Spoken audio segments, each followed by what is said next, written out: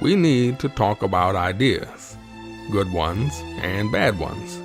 We need to learn stuff about the world. We need an honest, intelligent, thought-provoking, and entertaining review of what the hell happened on this planet in the last 7 days. We need to sit back and listen to the Iron Fist and the Velvet Glove.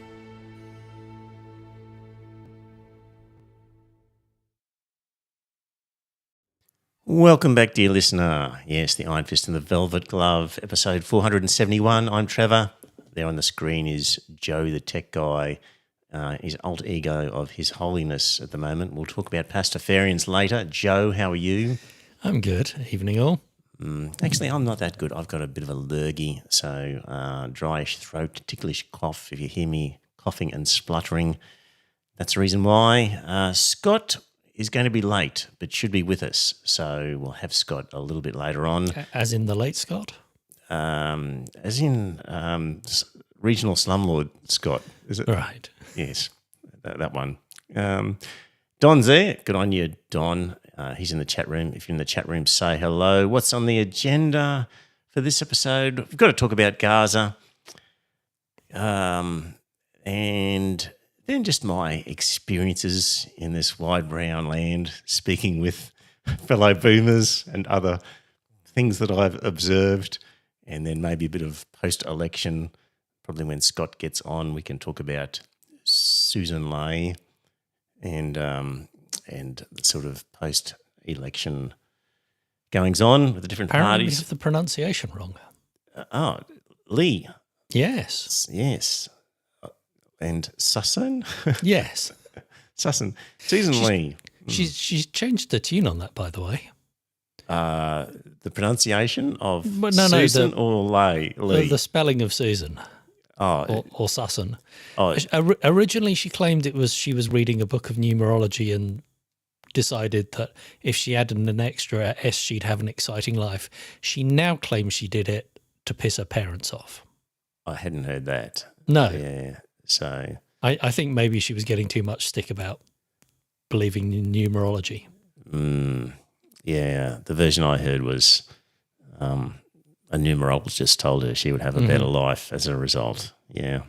I mean, she's done different study, particularly late in life, and done some things that require some intelligence in an academic sense. Private pilot's license and yes. Yeah. Capable woman in many respects. Just a bit nutty in some other respects. Uh-huh. I mean, joining the Liberal Party for one. But, well, yes. Yeah. That's so we might end up talking about her and maybe a bit about interesting thing about rent that I saw. The increase in rent in Australia, not what you might think it is, actually. And we might mention Pope Leo XIV and a little bit of Trump if we get that far. So yeah, if you're in the chat room, say hello, and we will try to incorporate your comments. Don's there, and somebody else there whose name I probably shouldn't pronounce is there, whoever that is. Yeah. Right, Gaza, Joe. It depresses me. It depresses me. It's changed a lot of things in my thinking. I used to think that explaining stuff would help facilitate change. Mm-hmm. But I realise now it's all about narrative control and propaganda. It really just, the facts of things just don't matter. So, we shouldn't have to explain Gaza. It's a self-evident genocide, yet the West, including our supposedly left-wing and presumably progressive Labor government, takes the Israeli side, thanks to narrative control and propaganda. Like, the facts on the ground just don't matter. Hospitals bombed intentionally, journalists and doctors assassinated, snipers targeting small children, a total blockade of aid so as to starve the remaining population. Since the 2nd of March, no food, fuel, medicine, basic supplies have been allowed in. The Israelis don't deny any of this. It's there for everyone to see. And It's just an explicitly announced genocide of their intention from the very top. And even if you ignore the context leading up to October 7th, even if you accept the worst version of what Hamas did, it doesn't justify what is happening to innocent children in Gaza. And we're just going to be inundated in scenes eventually, Joe, of starving children. Well, have you seen the US is in talks with, I can't remember, was it Libya? They were going to pay them shit tons of money to take 1 million Gazans. Right.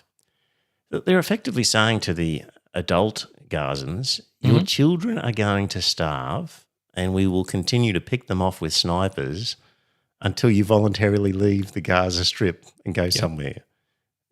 That's just forcing them that way. So I hadn't seen that about Libya, but I can't remember. It was one of the states, and it was one of the less stable of the Arab states, were being effectively bribed by the Americans to take a whole bunch of refugees. Yes. Don in the chat room, but don't forget, Trevor, the Israelites are God's chosen people, therefore they can do whatever they want. Yeah, that's part of it. Religion plays its part in that. But, yeah. And I don't know that it's controlling the narrative that is persuading the Labour government. I'm sure the Labour government are fully aware of what's going on. They are aware, but they don't care. No. And I think that's because of the narrative. I think they honestly don't care. Yeah, I mean, they might not feel political pressure.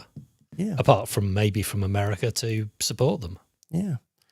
Just a sideline. I think I saw with Susan Lee, she was previously pro-Palestinian and she went on a Israel-funded trip to Israel and changed her mind. Strange that. Funny about that. That is one of the big propaganda sort of tactics of the Zionists, is to invite politicians and young staffers of politicians at the earliest possible stages on free trips to Israel to indoctrinate them. A common tactic, and it's worked apparently with Susan Lee. So a little sideline there. But so yeah, Joe, way too many friends, acquaintances, work colleagues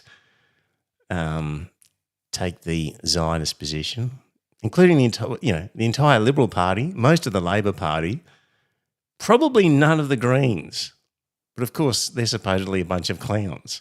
And it just, there's no point explaining the facts of the genocide to these people. They just think Hamas is evil and whatever Israel decides to do is entirely appropriate. And it's a bit of a shame, but if that's what they have to do, that's what they have to do. Israel got second place in Eurovision. They got the People's Choice vote. Did they? Yes. Okay. Yeah. So they won the People's Choice, but then... I saw the headlines of an article. I haven't yet read the article that was talking about basically Israel have been astroturfing to get votes in. And how does astroturfing as a term work? I can just intuitively understand what you're saying by astroturfing, but what is it? How do I get the expression astroturfing? I can't remember. It's to do with basically changing opinions online by sticking shit tons of money in to change the narrative. Right. Okay. And providing then a fake grass rather than a real grass or something. Yes. Maybe. Well, it's a fake grassroots movement. Okay. That's it. A fake grassroots astroturf. That's good. Yeah. Yes. That's good. Yeah. So yeah, no point in explaining the facts to these people. But Joe, maybe the emotional tug of heartbreaking photos and videos would do the trick, because that's what it took to get change on gay marriage and voluntary assisted dying, was politicians to have a genuine personal experience, a politician needing a gay nephew. Yeah, it's personal experience. And I don't think photographs on the internet a personal experience. It's not nearly as good as having, if I can guarantee you, if our political leaders had grandchildren and sons and daughters living in Gaza at the moment, their position would be entirely different. Oh, yeah, most certainly. But I know for myself that photos and videos certainly accentuate my anguish and my position, and I just am incredibly aware of how little of it is seen in the mainstream media, images and photos of what's going on. And if they were, like, honestly, Joe, with what's going on, the first 3 minutes of every news bulletin should be, and here's the latest from Gaza, and images of children's mangled bodies being pulled out of rubble, people left for dead on hospital beds because the hospital just got bombed, snipers picking off children playing in the street, all of these things that you can see that we're not seeing. I think it would make a difference. I think because the rational argument to people of, hey, all this war stuff is totally out of proportion to October 7th. Doesn't seem to work, but if you show enough crying children, maybe that would. I think it would. But we won't see it, Joe. Well, I mean, we'll see the Israelis crying, won't we? Yes. So, that's what we will see, is that. So here's an interview with... Because I did see a headline that was some pregnant woman was driving to hospital, and an Israeli woman, right, and was shot by a Palestinian. Right, yep. And it was it was a full story in the news, totally ignoring everything else that's going on. Yeah. Yeah, just totally unrelated. This poor Israeli woman was shot dead. Remember that story of the paramedics racing to an incident and the Palestinian and the convoy got attacked? Yes, and then they buried the ambulances. Yes, and it was only discovered subsequently, mostly because of a phone footage. Yes. Of what had actually happened. But there were some witnesses. One of them was a young kid, like a 12-year-old boy. Mm-hmm. Apparently, he just got assassinated. Popped off because he was a bit of an uncomfortable person to have around. So anyway, so images of this we don't see on the news because it's deemed to be too shocking and explicitly violent. And here's how all of that works, according to Robert Fisk, a famous Middle East journalist.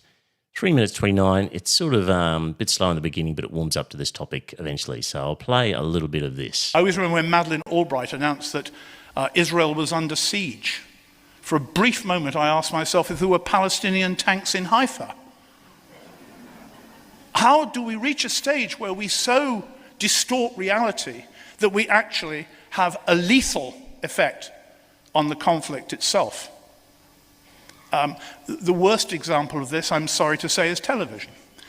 The way in which, unless an Iraqi is obliging enough in a war to die romantically beside the road in silhouette with all his arms still attached, you do not see the dead.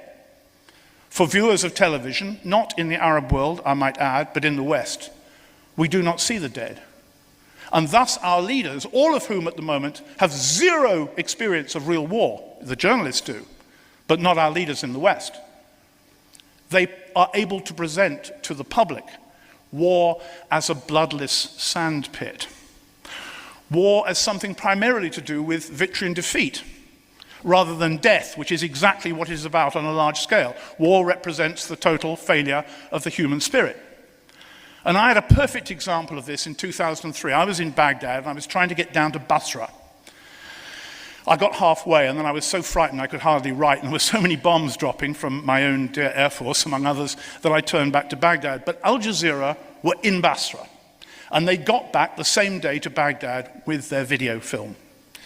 And I sat with them in their little tent. You probably realize that in a war, many of the big agencies pool their material, especially the television companies. So it was being sent through the satellite to Reuters in London, whose job was to edit the film. So, of course, this was film of a civilian hospital. There were some soldiers brought in wounded and dead, but most of the pictures were of dead and wounded women and children. They had been killed and wounded by British artillery fire in Basra. The British were besieging Basra while the Americans took the highway to claim Baghdad.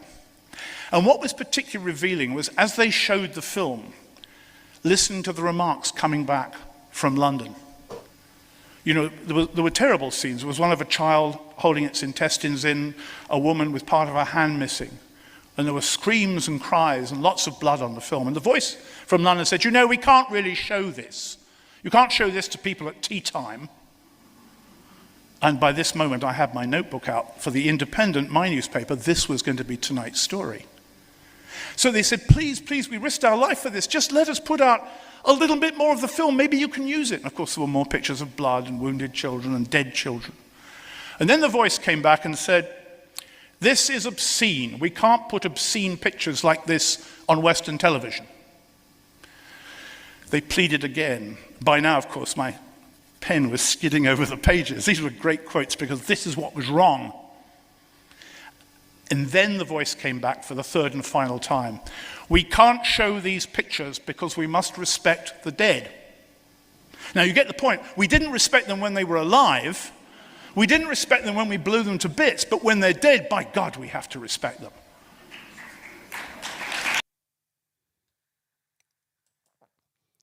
That was back in 2012, and nothing has changed. Mm-hmm. Yeah. So did his story get published? Apparently not. Probably his story was how Reuters refused to, publish. Well, no, he was saying The Independent. Present it. So yeah, and that's the argument we're getting. So, dear listener, if you're not already, as horrible as Twitter sounds, even for those who've been on it before, you should get on there and just start looking at some of the stuff that you're not seeing anywhere else. Or you might find some other non-mainstream news source that might be showing it, but I think you need to. It's like if during the Second World War, if civilians in safety had the opportunity to view images of the Holocaust, the ones being perpetrated on the Jews at that time, you would have felt it your duty to be informed. And I think it is your duty, dear listener, to be informed and to look at some of this stuff if you're not already seeing it, because it's the sort of stuff that should be plastered all over our media and isn't, and you should go and find it if you haven't already. So look, when you're on Twitter, that's got a thing called lists. You can just follow certain people and then just go to the tab for those lists, and you'll never see any of the other crap that's on there. So that's the way to use Twitter, is to use lists, follow specific people, and avoid all of the other craziness that you might see. You can't filter out Elon, can you? No, on the lists he doesn't appear. He appears in your sort of For You sort of feed, but if you use lists, then you don't get any of the crap. You just get the people that you follow. So imagine if you're familiar with Facebook, where you could just say, these particular content creators, I want to see their stuff and nothing else, and that's what you get. So yeah, it doesn't work on Facebook. Yeah, well, it seems to work for me on Twitter when you go to the list, if you use the list section.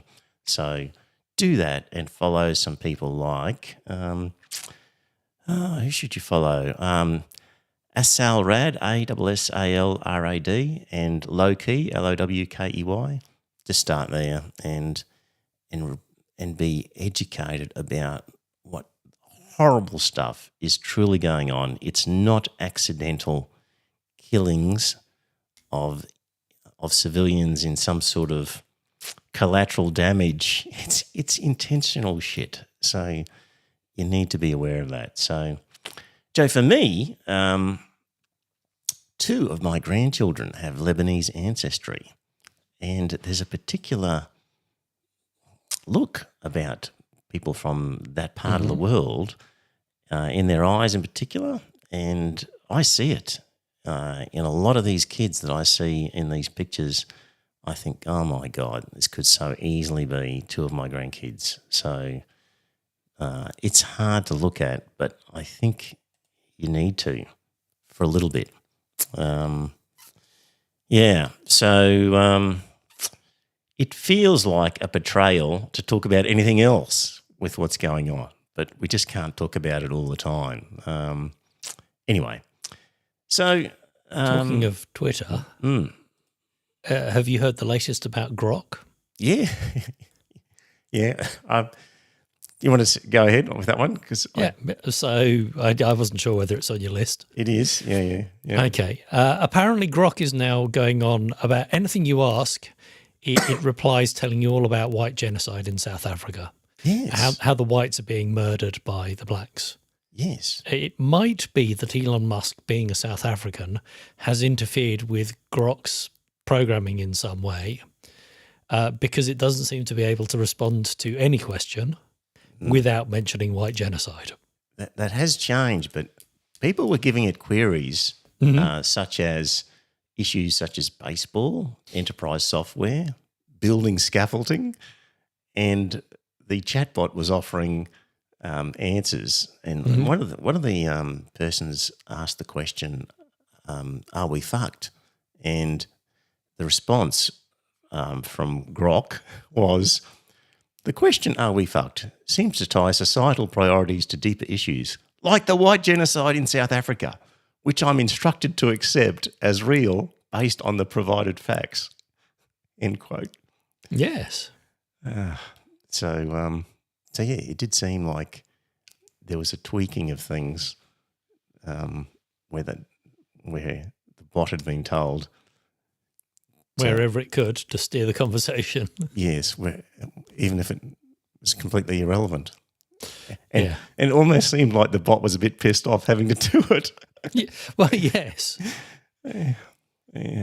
Because it was saying something about the facts might not back this up, but I've been instructed. Yes. That it is real. Yes. It was kind of like I'm being told to say this and I don't really want Yes. to. Almost felt sorry for the bot. Meanwhile, we get back to Gaza. We get panel discussions on our ABC where the Greens are told, well, the reason you did so bad in the election was you stupidly supported the Palestinians. So here's a bit of a clip from that. And I think Australians generally just don't want to have feuds, terrible feuds from ancient feuds from the other side of the world brought back into the streets of Australia. And I think probably the Greens probably got a bit burned on that, going a little bit far. David no doubt will disagree with this, but probably got burned a little bit on the being seen to be part of bringing those feuds. Did you get burnt? I mean, there was backlash in some places. Well, I think we connected with millions of Australians who wanted our government to be doing everything they could to stop a genocide. Do you accept that some people thought you went too far? Well, I expect that Michael says that. I mean, and there are some people in the community. Not Michael. I don't think Michael votes for you. Perhaps the people of Melbourne. Of course, there'll be some people in the community who don't agree with your political stance. But this isn't about a political stance. This is about when you see a genocide happening in real time on your phone and on your TV, when you see thousands of children being killed, when you see starvation being used as a weapon of war, you have this, I think, basic human responsibility to do everything you can to stop it. And if you take a political hit from some people because you do that, well, you take the political hit because you have to speak up, and you have to expect your country to do everything they can to bring whichever government's doing that, bring them to the table and try and prevent a genocide happening. Now, if you take a political hit, you take a political hit. But what else can you do? Holly? Well,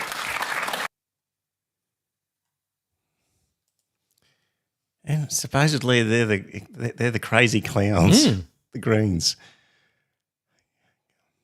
Oh, you might have lost votes because of it. Yes.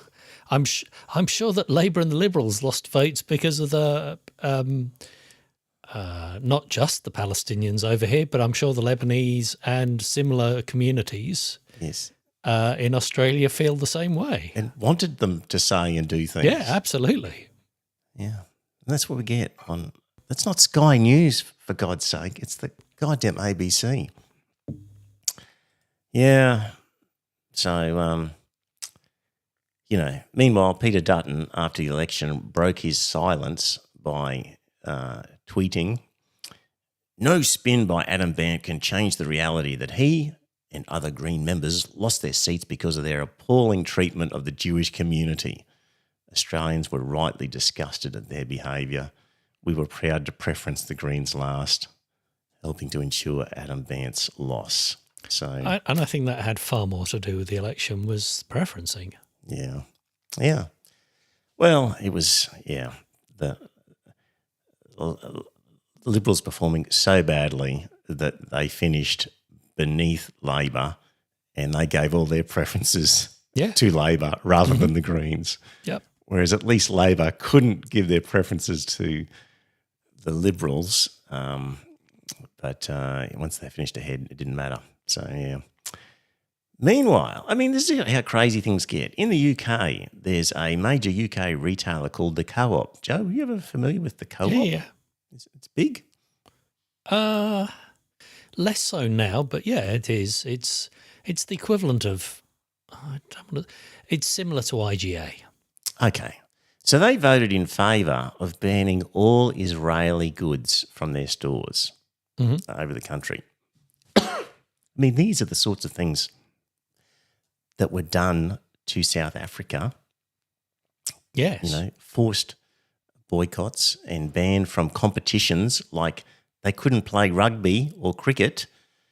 And had they wanted to enter Eurovision, I'm sure they wouldn't have been able to. Yet, that would have been something we could have done.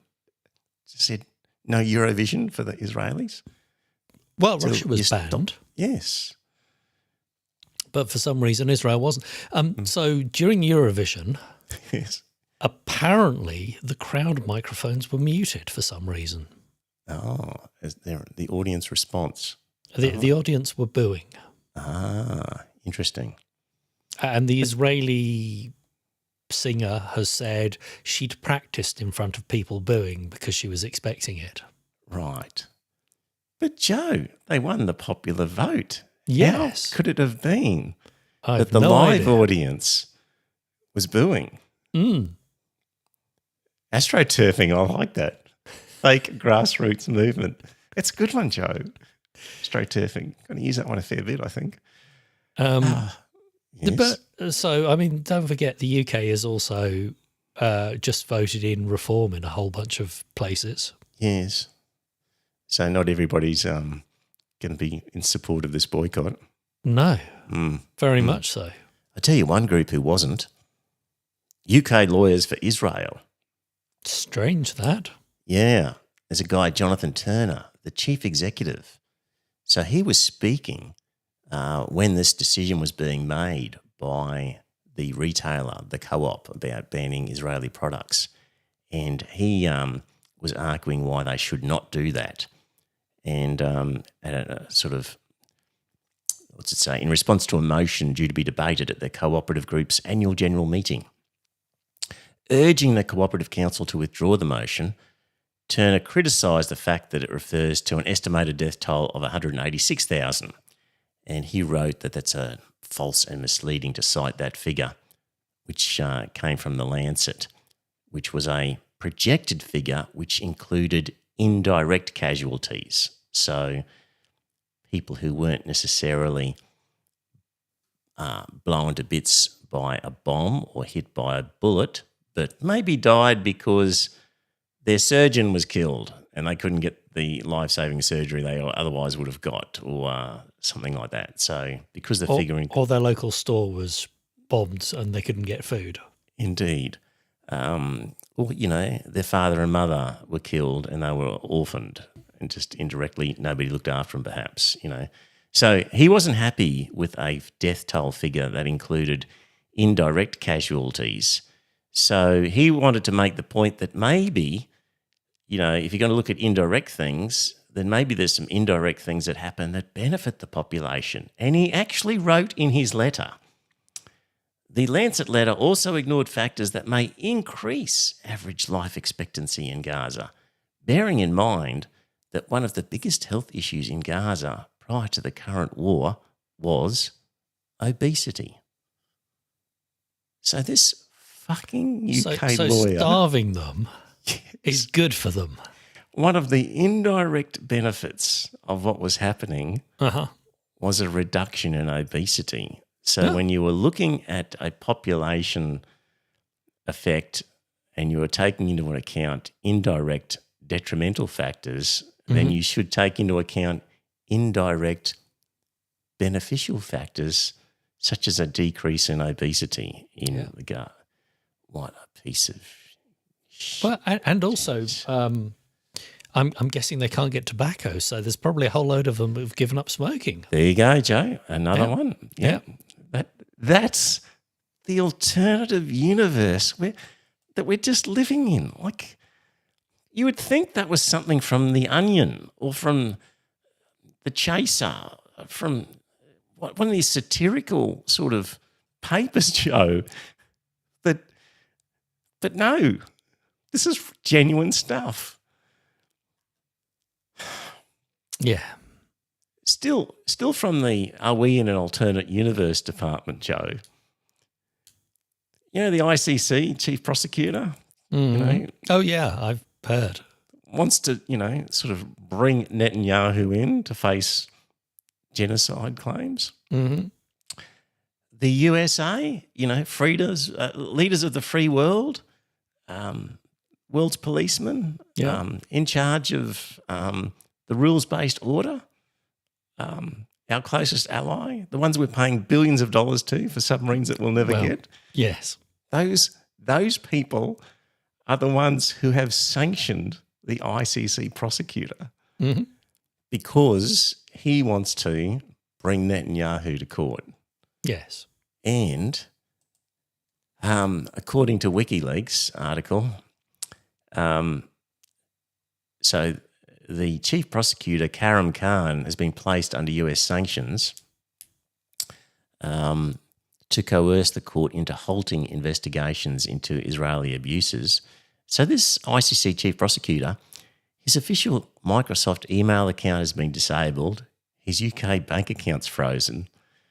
All 900 ICC staff members have been banned from entering the United States, accused of pursuing illegitimate investigations. And the US government has threatened that any individual or organisation providing Khan with financial, material or technological assistance could face fines or imprisonment. Hence why Microsoft had to stop providing technological assistance in the form of an email account. And two US-based human rights organisations have confirmed they've ended cooperation with the ICC. One senior official noted that staff are now actively avoiding communicating with the ICC court officials, citing fear of government retaliation. Just another day in crazy world. In Trumpistan, yes. Yes. Yeah. It wouldn't have been that necessarily that different under Biden. Maybe not to the same extent, but certainly there was the preemptive law that said if any American soldier was arrested and brought before the ICC, they were going to invade the Netherlands. And that was passed 10 years ago. So there's a law on the books that says the US can invade the Netherlands. Yes. Brussels, was it, or Netherlands? Netherlands is Brussels. Belgium. Belgium. Yeah. Yeah. Yep. So. No, The Hague is ICC, which is the Netherlands. Is it? Right. Yeah. Okay. Yes. So, yeah, that was under Biden. Speaking of Biden, did you hear he's got some sort of aggressive cancer? Prostate. Super aggressive. It's in his bones and stuff already. Yeah. Which, given that a president gets regular medical checks, must mean that it happened quite quickly. Yeah, and I don't know. I mean, prostate cancer is one of those ones, other than monitoring your PSA, and even that's not a very good indicator. It's quite difficult to tell until it's quite advanced, usually. Anyway, that's Joe Biden. Not going to feel too sorry for him. Well, he is an old man. Yes. Yeah. What's been happening to me as I wander this wide brown land of cafes and RSL And old people. Yes, that's right. The other day, a bunch of boomers, one guy said, Trump is right. America has to make stuff. China's cheating. And they open up all those coal-fired power stations. So, that was basically the line. I sort of made a mental note of what it was. Okay, and what percentage of coal-fired power stations compared to percentage of renewables are they opening? Well, you're talking facts again, Joe. I know. Yeah, so I've just listened to David McCraney's book, How Minds Change. Right. Which is a study of various techniques used to persuade people. And the long and short of it is there's no point arguing facts because people don't make decisions based on facts. Yeah. They make decisions based on whether or not they're going to be excluded from the group they're a member of. Yeah. It's kind of like we have to just start these things with, what would it take to change your mind? Like what would I need to produce in order to change your mind on China's bad guys because of they're building coal-fired power stations? Like, could you just name something that I could present that might change your mind? I remember you, Joe, back in the days when we were in the secular party in the library at the Brisbane City Council, said, what would it take to convince you, Trevor, that there really is a God, for example? Yeah, that has stumped me for a long time. Yeah, and I said something like, look, I guess if the clouds opened up, bolts of lightning started raining down, and a vision of some God appeared and started pronouncing stuff, right in front of my eyes, then maybe I would. And you said, do you remember what you said?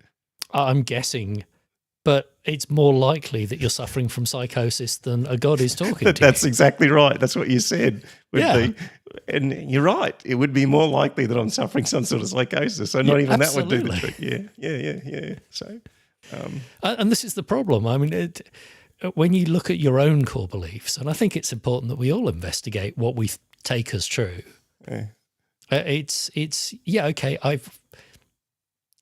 How would I know if I was wrong? And I think that's important that all of us look at everything we assume and go, if I was wrong, how would I know? Yeah. Like how would I know, Joe, if there really were North Koreans cooperating with the Ukrainians? It could have been that they're just trolling us and there were none there. But no, I won't go there.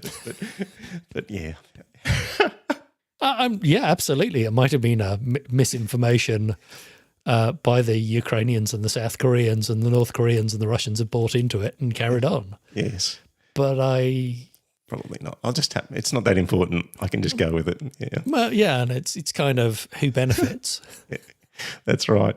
So, where were we? So anyway, I thought, next time I run into that particular boomer in that cafe, if I hear that again, I need to just know a few facts, and quickly looked up, because intuitively, what I think about with China and carbon emissions, Joe, is there's no doubt that they are massively transferring to renewables. Yep. Like they are building so much solar, wind, hydropower stuff that they're very, very genuine about converting to renewable energy. And the other part I think about is that it's the world's factory, and it's easy for us producing services to not emit carbon. But when you're making, yes, it's easy, but we still don't do it. But when you're the world's manufacturer and you are building cars and you are using power and you're knocking things together and you're refining stuff and you're just applying heat to things, then you are naturally involved in tasks that are more heavily dependent on using carbon, and people just don't give credit for that. Plus, of course, there's a huge population. So when you want to do it on a per-person basis, that's the other calculation. Particularly if you do it on a per-person basis over time. Right. Because less so Australia, but certainly Europe was a huge emitter of carbon during the Industrial Revolution. Indeed.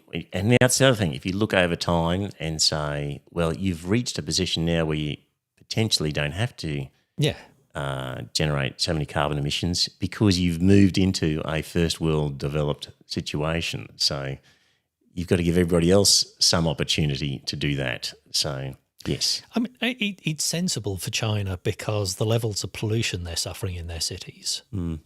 And so the embrace of small electric vehicles, motorbikes now, there's an awful lot of electric motorbikes, they're cheap.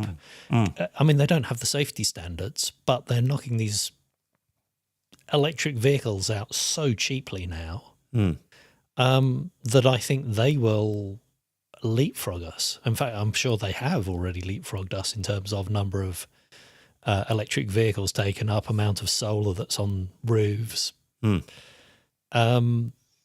Just because they don't have the infrastructure, they don't have the baggage there. I'll get on to some facts and figures in the chat room. Good comment, Don. Don says, the fact that Trevor was proven wrong and has to buy everyone coffees is proof that God exists. Yes, indeed. So, but what have I got here? You know, these facts, you can find them. It's so easy. So CO2 emissions in tonnes. This is 2022 figures. China, of course, 12, what would that be? 12,666,428,430 tonnes of CO2 emissions.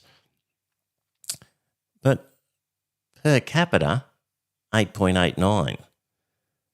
Somewhere like the United States, which has a third of the total of the CO2 emissions, but per capita, 14.21. Australia, a fraction in total of the CO2 emissions, but per person, 15.01. So the first thing to say is at 2022 emission levels per person, China is well below so many other countries, despite the fact that it is the world's factory and as an excuse for and a lot of those emissions are to do with building. Yeah, no doubt, and infrastructure. So what else did I have here? Yeah, so you can find that sort of stuff. Yes, but according to the Heartlands facts... The Heartlands facts? Oh, Heartland is a US institute of climate change deniers. Oh, okay. Yeah. They would say something completely different. The other one I got, I saw this interesting article, which is, China is building more coal-fired power plants. They are, yes. And they are. So why is it, if renewables are such a convincing and cheaper method of power generation, why are the Chinese still building coal-fired power stations if solar and wind are so cheap? And in this article, basically had links to various facts and figures, but it was saying that, yes, China is opening new coal plants, and in 2023, for example, it added almost 50 gigawatts, which was about the same as the already existing installed capacity in Indonesia, Germany, or Japan. So in 1 year, it's adding what the others sort of have in total already, and it hasn't retired much. And what they're saying, though, is that the plants, these coal-fired power plants, in the 2000s were running at 70% of the time. Now they're running at around 50% of the time. So there's more of them, but they're running for less of the time. So the actual use or what would you say, emissions from it aren't necessarily greater because even though there's more of them, they're not being fired up as much. And they're running at a loss, a lot of them. Almost 50% of these plants are running at a loss. And the question would be, well, why would the Chinese run them at a loss? And one argument would be that, what does it say here? Just for safety's sake, as an abundance of caution. Yep. Because China has reserves of coal, but doesn't have reserves of gas, which is what most countries would use as their sort of backup. And China doesn't want to have to rely on other countries for gas. Wonder why, Joe? Like, it's tactically understandable. And somehow the Chinese are also requiring or seeking that the plants can be switched on and off more flexibly than what we're used to with coal-fired power stations here, which provide base load and are difficult to sort of turn off and turn on. So they're apparently using ones that have a bit more capacity to be switched on and off more flexibly. The other arguments are that it's local provincial governments that organise them, and they don't really care about a lot of issues that other people do. And surely they care about pollution, though. It's a nod to their KPIs if they've got development happening. So, and if there's too many of them, then they don't care. So that's kind of like people say, the problem with command economies is that they don't respond to market forces very well, potentially. And this might be an example of that, where these provincial Chinese governments are not responding to market demand, but just building these things because it's good for a KPI of development that assists them. And what was the other argument here?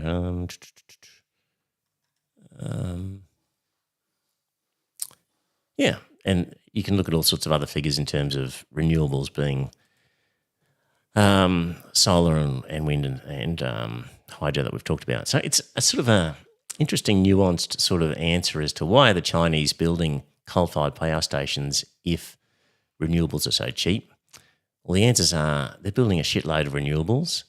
They're still building the coal, but they're not turning them on as much as they used to.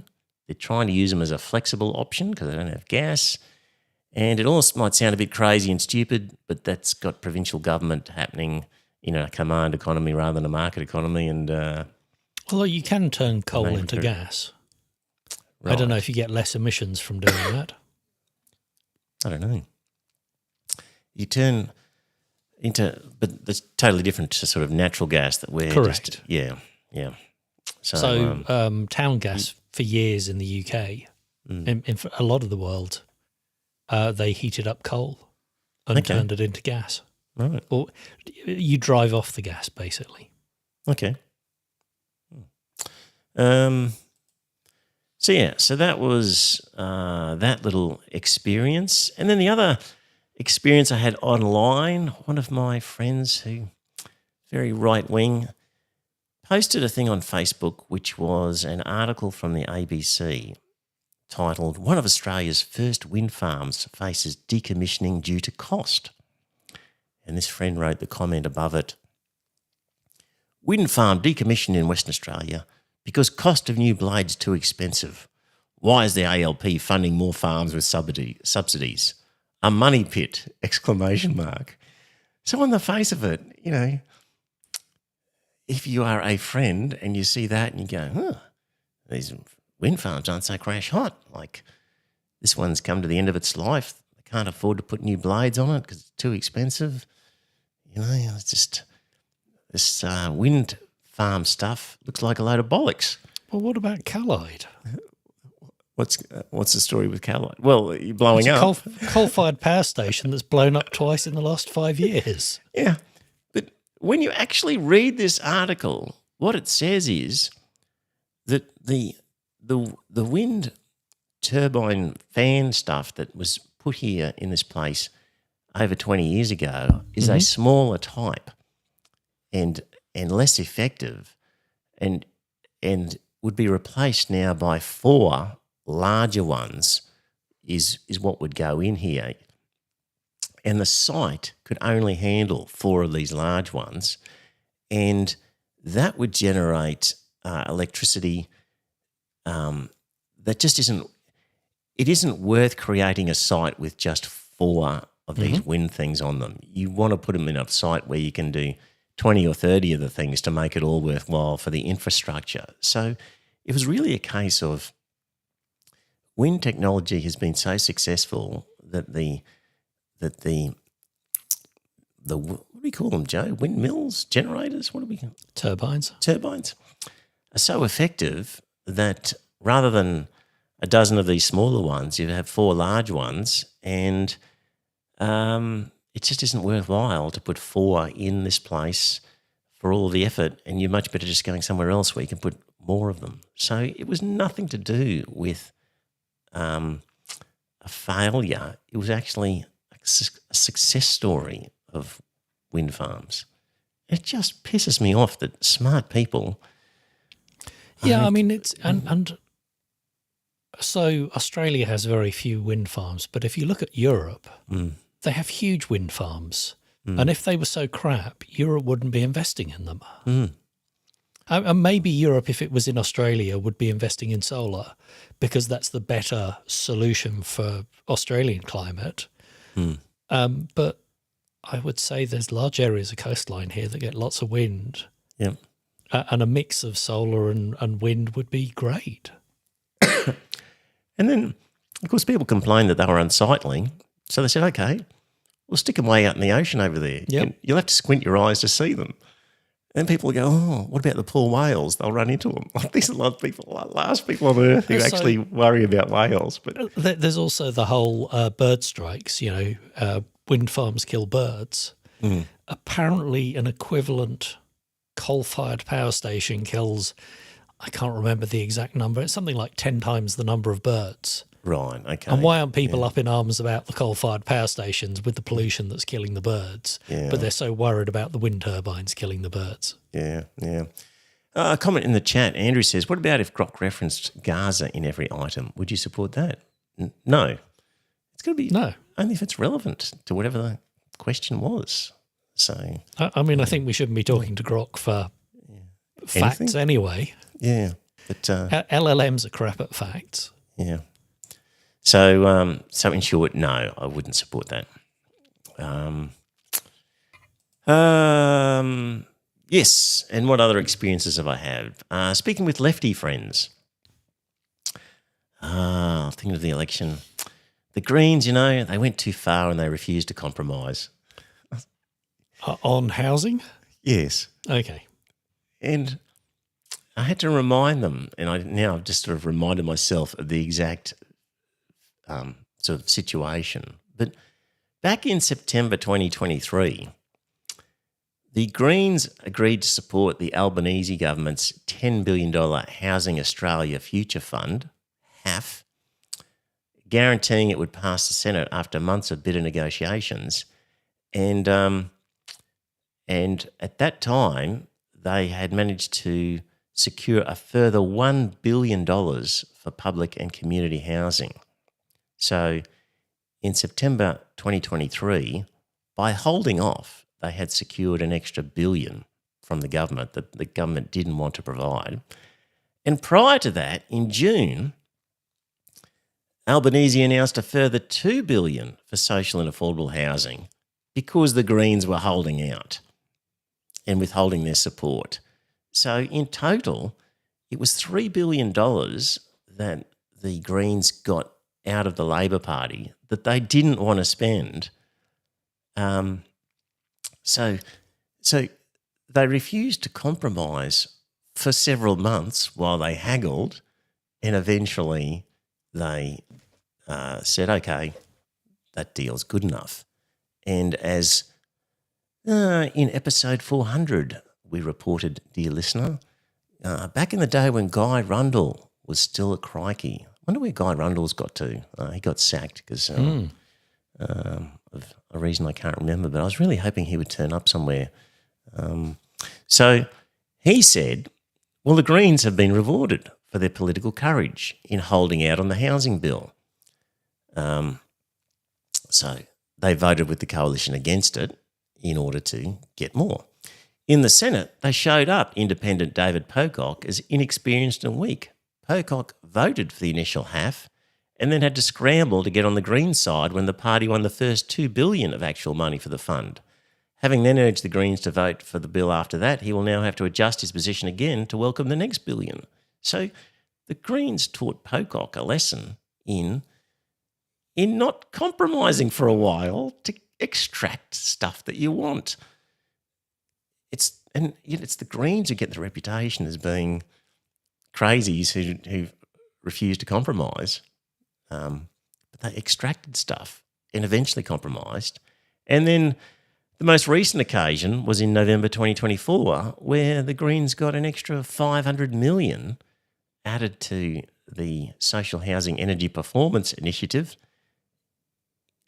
as part of their haggling, and they eventually passed the government bills. So it just pisses me off that even amongst lefty, friendly people, we still get the line that the Greens were uncompromising clowns. What's that, Joe? They killed off the ETS. Right. Nothing to do with nothing to do with the mad bishop. Yeah. So yeah. Sorry. Back in the chat room, being a bit facetious, but you did say every news bulletin should start with Gaza stories, and you felt like it was inappropriate to talk about anything else. Well, they should, Andrew, when a hospital's been bombed, when a kid's been hit by a sniper, when a group of kids have had a hand grenade, drone bombs dropped on them. If nothing's happened that particular day, probably okay, don't do anything. But you'd probably find that almost every day something has happened of that sort that if it happened anywhere else on the planet would be wall-to-wall coverage. I think he's saying if it should be leading the news, then it should be leading Grok. Right. And I would say that no, the news and Grok are two different things. Yes, okay. Yeah. Anyway, I think Andrew's kind of on side, but kind of making a point. Yeah. Where was I in my rant about the Greens? So that was that. Bunch of bloody watermelons. Speaking of really crazy people, Joe, mm-hmm. What about those Pastafarians, in particular, one that you mentioned from Indonesia? What did he get up to? Oh, yeah. Well, no, he wasn't the crazy person. Well, he wasn't. The Pastafarian was not the crazy person. No. Mm. So he wrote a letter, an open letter, and I can't remember what it was about religious discrimination, and he's been forced to leave the country because of death threats. Because he was poking fun at Islam by being a Pastafarian. Yes, he wrote to the Minister of Religious Affairs for the Republic of Indonesia, requesting full and proper recognition of the flying spaghetti monster.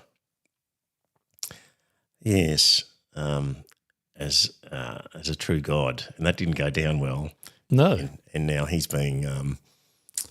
He has apparently escaped to Australia, and I think he's applied for asylum for religious persecution. He's probably had a pretty fair case by the looks of things. Yeah. Although I don't know that the Australian government will agree to his case because Pastafarianism isn't a real religion. Yes, but can it still be religious discrimination? That's a good question. Well, I think we should recognise it as a real religion because it's as real as any of the others. Indeed it is. Yeah. Yeah. Now, Joe, I think we're almost ready to talk post-election stuff, and Scott never made it. I held this aside for Scott, but I don't know what's happened to Scott. So what have we got in terms of... Maybe he got lucky. Maybe he did. Well, hang on a minute.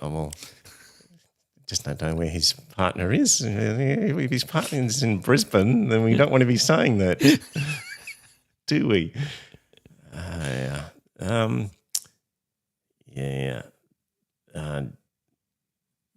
Let me see this one from Dan Illick is the one that I want. Yes, Joe. I mean, we've had recriminations, have we, in the Liberal Party? We had the leadership fight and essentially got people arguing over the party wasn't far right enough. Well, Gina was saying that the party wasn't far right enough. Yes, particularly needed to take on Donald Trump-like policies. Absolutely. Yes, yeah. So, bit of chaos in the Liberal Party. I was hoping for that. Here's a report of which this one is more video than audio. So for the 6 people watching, you get this in its full glory. Here it is.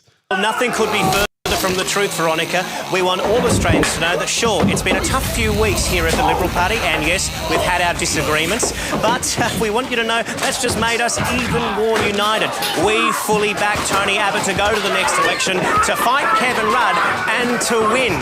So, Prime Minister Rudd, if you're listening, look out, the Liberal...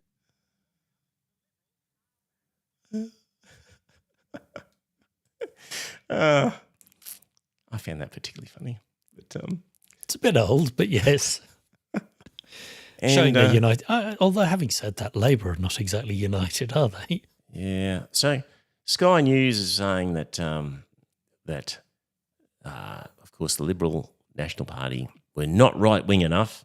Mm-hmm. Here's Rowan Dean's take on the election sort of result. But first, the future of Australia as a cohesive, peaceful, relaxed, comfortable and prosperous nation is now extremely unlikely, at least for the next few years. I said repeatedly that the May 3 election was the most important of our lives, and so it has turned out to be, in the worst possible way. There is no sugarcoating what has occurred. It was the perfect storm, a canny and cunning Labor Party, an utterly inept opposition, and the perversity of our idiotic compulsory preferential voting system, which together have left us with a hard left government that 2/3 of the population did not vote for, wielding an unbelievably dangerous level of power. Poor fellow, my country. To put it bluntly, with hard left Labor holding a massive majority in the lower house and the Marxist Greens holding the balance of power in the Senate, Australia is now, to all intents and purposes... Oh no, not the Marxist Greens. Hard left. They're not even left. On what planet are they hard left? They're not even left. The Australian Labor Party today is centre-right. It's not a left-wing party at all. Richard Marles is head of the right faction of the Labor Party, and he is more at home with his Liberal opposition than he is with left-wing politics. It's a nonsense to say that these guys are left, let alone the dreaded socialists. But only 1/3 of Australians voted for Labor. Yes. And less than 1/3 voted for the Liberals. He didn't mention that part. No, exactly. And then the Marxist Greens, for God's sake, just the histrionics of these. It sounds like he wants first past the post. Yes. Because preferential voting, allowing you to vote for an independent, how dare they? Yes, yeah. But Sky News has been, they're not happy with Susan Lee. And they think that she's... Well, no, she's far too liberal. Well, yes, they don't think she's a little commie infiltrator. Yeah. So that they're worried about. So they're straight on to criticising her. They're not giving her a chance at all. Well, I actually heard there's a reason that they've elected her. Because it's a lame dog position. That she's got no hope of getting elected anytime in the near future. So put a woman in the position, look like we're doing something, and then when it comes time to either win the election or she loses it badly, we replace her and put somebody that's white male in there. Yes. And in the meantime, we can look to be progressive whilst actually doing nothing. Andrew Hastie didn't even run. And I'm sure that he's thinking, why would I just spend the next 3 years copping shit when I can just gather together my forces? It's going to be horrendous for her. Mm-hmm. Let her deal with it, and I'll come in as the answer when things are looking miserable. So this is the sort of thing going on over at Sky News. You get the sense that a lot of people, whether it's in the party or out of it, do feel like perhaps Susan Lee is a placeholder in this, or has been appointed because she is a woman, and that's what so much of the criticism of the party has been about. Whether it's true or not, you can't escape the perception that there's a bit of a token woman feel about this this appointment. Yeah, look, I'll be pretty blunt here. She's been in the parliament for 24 years. Most punters wouldn't have an idea who she is. I mean, most journalists I'm listening to them don't know whether to call her Susan Lee or Susan Lay. I mean, such is her cut through in that time. Now, she is a placeholder. I doubt that she will stray very far from her real opinions about, you know, Palestine, some of the woke things that she really has always advocated. Who would give their hard-earned to this shambles of a party? One Liberal donor described Susan Lee to me as a lemon. That's brutal. But the reality is, Susan Lee is a placeholder. She's not the answer. No one believes that the current leader will ever be Prime Minister. Now, Susan Lee also wanted to be Shadow Minister for Foreign Affairs when Simon Birmingham retired. But Peter Dutton didn't think. Yeah, I like that bit, Joe. Peter Dutton didn't think she was up to the job. Hasn't he proved to be such a Nostradamus? What a great operator he was. Like, we should really be listening to Peter Dutton still. Although I did hear her described as the Timu Liz Truss. Yes, the Timu Liz Truss, yes. But a criticism of her that Peter Dutton didn't think she was up to snuff. For God's sake, who cares what Peter Dutton thinks? He turned out to be hopeless. It's probably a good thing for anybody on their CV. It was good enough. Peter Dutton didn't like them. Yet she's now the leader of the party. Make of that what you will. But at least 25 members in the Liberal Party don't have confidence in her. And under her leadership, the party will remain divided. There will be no unity. It was divided under all of them, wasn't it? Crimey River. Like that crappy stuff that you just heard, that is what Liberal Party members are listening to. That's where they get their opinions from. Yep. And Liberal Party politicians have to listen to Sky News to know what their constituents are thinking, as in their Liberal Party membership constituents, because even if they weren't thinking that beforehand, after a few sessions on Sky News, that's what they will be thinking. So, yeah, there was also a bit of turmoil about Senator Price and who was she standing with? Taylor. Yes. Yes. And he was my pick because I thought he was the one who wanted it the most, but he missed out. So she swapped to the Liberals. Yeah, but then I think she didn't stand and people were upset because she moved and then she didn't stand. Yeah. She thinks one day she's going to be Prime Minister. She thinks people want her as the first Aboriginal leader. Prime Minister. Yeah. So maybe. Yeah. So that was those bits. So the knives are out for her. We had Richard Marles. So this is, the other thing that some friends of mine, lefties, were saying was, the Labor Party had to tiptoe during their first term, but now they've been elected in their second term. Now they've got a chance to, the Labor Party, have got a chance to really do some progressive things. And I said, look, they're not interested in progressive things. And you've only just got to look at what Richard Marles just pulled off. Like, as part of factional deals, he got 2 ministers sacked and replaced by 2 others.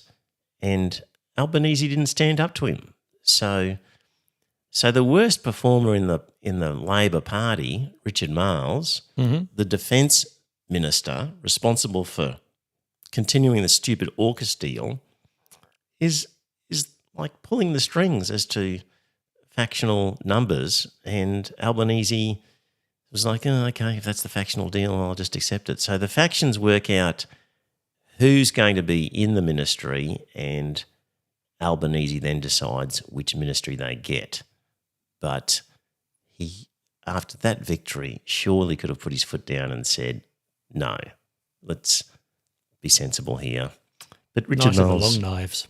Yeah, exactly. So that's where we are there. You mentioned Gina Reinhardt. She has singled out Italy and Hungary, currently governed by populist right-wing coalitions. Well, Hungary is ruled by a dictator. These are countries that Australia could aspire to, according to Gina Reinhardt. If only the Liberals would stick with Trump-like policies and abandon the myths. We too could be a fascist state, yes. Yes, and abandon the myths and untruths of the left.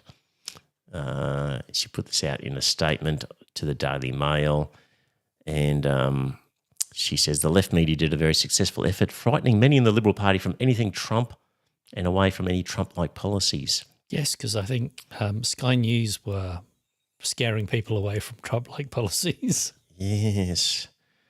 Yeah. I think most Australians have looked at Trump and gone, we don't want to borrow that. Yeah. She has said, as I've repeatedly stated, we need to cut government tape, regulations, government's wastage and tax burdens across Australia. Yeah. She wants to excise the north of Australia from the tax system so she can run her mines as a tax-free enterprise.